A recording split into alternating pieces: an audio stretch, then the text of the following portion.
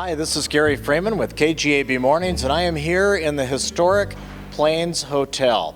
You know, in 1911, when the Plains Hotel opened, this was one of Cheyenne's most premier hotels with its many lounges, its beautiful rooms, its two-story mezzanine right here in the lobby, which made this Wyoming's premier hotel in the Intermountain West.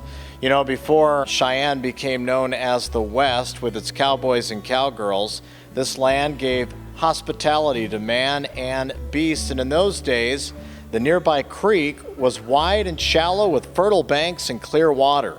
Game was plentiful, and the magic city of the Plains Hotel was a perfect place for people from all around the world to be able to come and stay.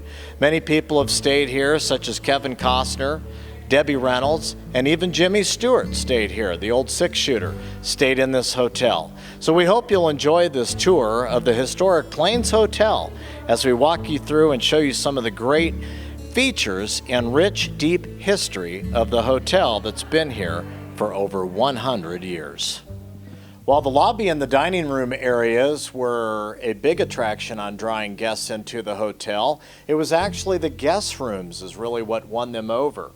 Well ventilated and appointed with all the most modern conveniences and comforts, each room included colonial-style furniture, massive brass beds, and its own telephone, which was an extraordinary convenience in 1911. Several of the rooms were even equipped with private bathrooms for a small additional fee.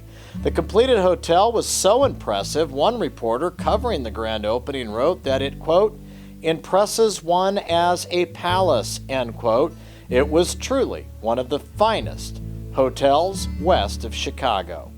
The logo of the Plains Hotel that appears on the letterhead, china, the long outdoor sign, and tile inset on the street features Chief Little Shield, an Arapaho. In 1915, Little Shield brought some of his people to Cheyenne for frontier days. He was an Indian guest in the Plains Hotel, but his friends stayed in teepees at Frontier Park. Chief Little Shield always washed up and dusted off at the horse trough across the street before coming inside the Plains to visit with his friends. So handsome was the young chief that Hines had noticed photographer J.E. Stimson take his photograph, and that image has always been associated with the Plains Hotel. Sitting in regal style in the lobby, Chief Little Shield caused quite a stir among other guests. He has never left his place as the symbol of the Plains Hotel, and the current owners are now the keepers of the tradition.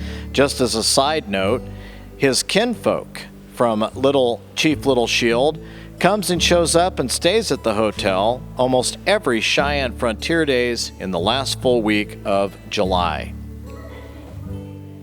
A walkway connecting the lobby of the Plains Hotel to Capitol Avenue to the west was christened Peacock Alley.